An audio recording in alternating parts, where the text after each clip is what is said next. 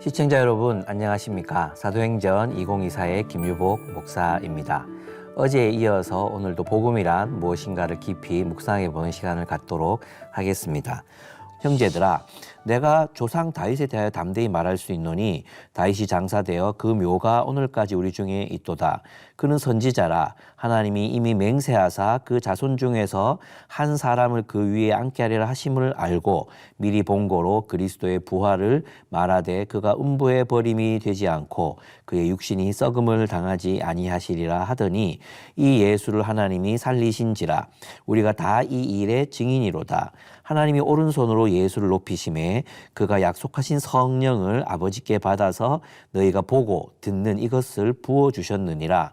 다윗은 하늘에 올라가지 못하였으나 친히 말하여 이르되 주께서 내 주에게 말씀하시기를 내가 내 원수로 내 발등상이 되게 하기까지 너는 내 우편에 앉아 있으라 하셨도다 하였으니 그런즉 이스라엘 온 집은 확실히 알지니 너희가 십자가에 못 박은 이 예수를 하나님이 주와 그리스도가 되게 하셨느니라 하니라.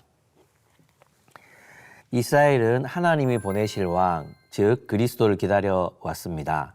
그 왕이 오시면 온 세상은 정의와 공의로 다스려질 것이며 모든 인류가 꿈꿔왔던 평화와 번영이 이 땅에 실현될 것이기 때문이었습니다. 이사야는 예언했습니다. 한 아기가 우리를 위해 태어날 것이고 그의 왕권은 점점 더 커져서 그 나라의 평화도 끝없이 이어질 것이며 그는 다윗의 보좌와 왕국 위에 앉아서 다스릴 것이다. 그는 그의 나라를 영원히 공평과 정의로 굳게 세우실 것이다. 만군의 주님의 열심히 이것을 반드시 이루실 것이다. 이사야서 9장 6절에서 7절에 있는 말씀을 제가 인용해서 읽어드렸습니다. 그리스도가 오셨다는 것은 바로 그 만군의 주님이 열심을 다해 평화와 사랑과 정의의 나라를 굳게 세우고 계심을 의미합니다. 베드로는 이스라엘이 기다려온 그 왕이 바로 예수라고 선포합니다. 오늘 본문에서 요엘은 피와 불과 자욱한 연기가 하늘에 나타나는 놀라운 일과 땅에 나타낼 징조라고 예언했습니다. 여러분, 피와 불과 연기는 심판의 이미지이기도 합니다. 또 한편으로 보면 이 피와 불과 연기는 재물을 불태우는 제사의 이미지이기도 합니다. 그래서 어쩌면 이 이미지를 합해 놓으면 하나님의 심판을 대신해 제물이 되어 십자가에 달리신 예수를 가리키는 것일 수도 있습니다. 예수의 죽으심은 우리의 죄를 사하시고 하나님 나라로 영접하시려는 주님의 계획을 따라 이루어진 일이라는 말입니다. 그러나 하나님은 그를 무덤에 두어 죽음의 세력에 사로잡혀 있게 하지 않으셨습니다. 베드로와 예수의 제자들은 부활하신 예수 그리스도를 보았습니다. 만났습니다. 만졌습니다. 그들은 부활하신 예수를 목격한 증인들입니다. 하나님은 유대인들이 십자가에 못 박은 이 예수를 우리 모두의 주님과 그리스도, 즉 왕이 되게 하신 것입니다. 성령이 오셨다는 것은 그것이 무슨 의미냐 하면요, 부활하신 예수가 참으로 하나님이 보내신 메시아라는 사실입니다. 예수님이 하나님 우편에 계시기 때문에 성령이 오신 것입니다. 그가 온 우주에 왕으로 등극하셔서 지금도 온 세계를 다스리고 계시다는 사실을 증명하는 것입니다. 예수는 하나님의 오른편에 앉아 이 일을 진두지휘하십니다. 여러분, 왕의 오른편은 왕의 뜻을 실천하는 통치자의 자리입니다. 그리고 앉으셨다는 것은 통치하신다는 뜻입니다.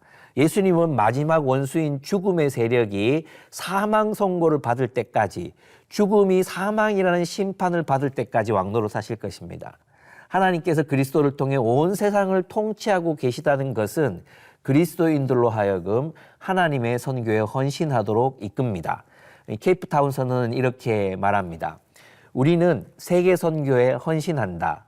세계 선교가 하나님과 성경, 교회와 인류 역사, 그리고 종국적인 미래를 이해하는 핵심이기 때문이다. 성경 전체가 십자가의 보혈을 통해 화해를 이루신 그리스도가 하늘과 땅의 모든 것을 하나가 되게 하고 하나님의 영광과 은혜를 찬양케 하는 하나님의 선교에 대해 말한다. 하나님은 자신의 선교를 성취하기 위해 죄와 악으로 파괴된 피조물을 죄나 저주가 더 이상 없는 새로운 피조 세계로 변화시키신다. 하나님은 메시아이며 아브라함의 자손인 예수님의 복음을 통해 이 땅의 모든 열방에게 복을 주시겠다는 아브라함과의 약속을 이루실 것이다. 하나님은 그분의 심판 아래 흩어진 모든 열방들과 방언들과 종족들을 그리스도의 피로 구속하여 새로운 피조물이 되게 하시고 우리 하나님과 구세주를 찬양하게 하실 것이다. 그리스도께서 생명과 공의와 평화의 영원한 통치를 위해 다시 오실 때 하나님은 죽음과 부패와 폭력의 통치를 무너뜨리실 것이다. 그리고 임마누엘 하나님을 우리와 함께 하시고 세상 나라는 그리스도의 나라가 될 것이며 그분의 영원한 다스림을 받게 될 것이다. 우리는 하나님의 선교를 사랑한다. 여러분, 주님은 지금도 다스리고 계십니다. 주님이 지금도 다스리시기 때문에 복음인 것입니다. 이 세상은 결코 인간의 탐욕과 폭력으로 종말을 맞이하지 아니하고 주님의 다스리심으로 완전한 하나님의 나라가 될 것입니다. 이 믿음을 가지고 주의 뜻을 따라 하나님의 선교에 참여하시는 삶을 살아가시게 되기를 축복합니다. 함께 기도하시겠습니다. 예, 주님, 그렇습니다. 복음은 주 예수 그리스도께서 왕좌에 오르셔서 지금도 통치하고 계시다는 기쁜 소식임을 오늘 알게 되었습니다. 그러므로 주님, 이 세상이 여전히 희망이 없어 보이고 죄와 사망의 지배 가운데 있는 것처럼 보이나 주님이 우리를 다스리고 계시다는 사실을 기억하게 하여 주옵소서. 주님, 우리를 통하여 교회를 통하여 승리하시옵소서. 이 모든 말씀 예수님의 이름으로 기도드렸습니다. 아멘.